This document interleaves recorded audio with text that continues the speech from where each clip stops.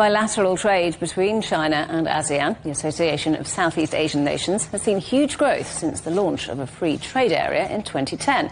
China has been ASEAN's biggest trading partner for 16 years, while the 10-nation bloc has also been China's biggest trading partner for the past 5 years.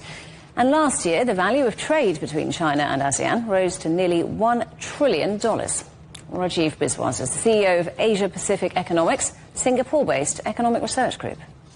I think when we look at the history of ASEAN in the last 20 years, the cohesion between ASEAN countries in terms of economic development has been a very successful outcome, and also their trade integration and efforts to improve investment flows have resulted in the GDP of ASEAN doubling since 2010. So that's a very positive outcome built on these foundations of continuous efforts by ASEAN governments to work closer together and to reduce barriers to trade.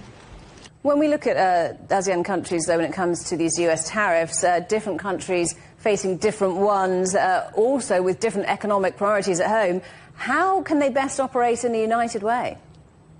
I think the US is pursuing bilateral negotiations with each of the countries, so it's difficult for ASEAN to be presenting a unified negotiation front to the US, so it will be bilateral talks between each of the countries and the US. But I think what ASEAN leaders have been discussing at the ASEAN summit is to how to strengthen intra-ASEAN trade.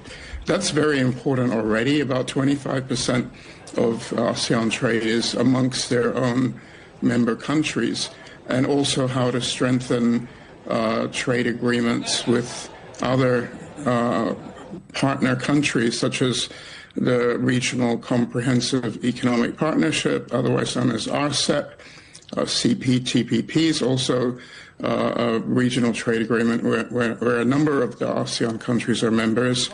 And also a big outcome that we've seen ahead of this summit was an agreement between ASEAN and China called CAFTA 3, which is going to be a very important foundation for strengthening trade between ASEAN and China, which is already huge. China is the biggest trade partner for ASEAN, so that's a very important new agreement. Well, I want to talk a little bit more about that relationship between ASEAN countries and China. Again, these trade tensions perhaps changing that relationship. What do you think it will mean for that?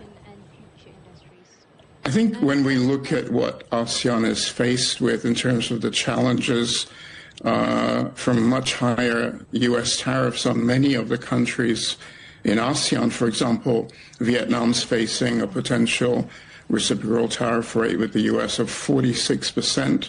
Indonesia, the biggest economy in ASEAN, is facing a reciprocal tariff of 32%. So these are very damaging potential tariffs. They're not final yet, so we'll have to see what the outcome of the talks are. But I think what it means for ASEAN is that they're working very hard to look at how to diversify their trade and reduce their reliance on the US, which is certainly a very important export market, and try to build up South-South trade and diversify their exports to other important markets, such as China, of course, and then the Middle East is also very much at the forefront of ASEAN focus.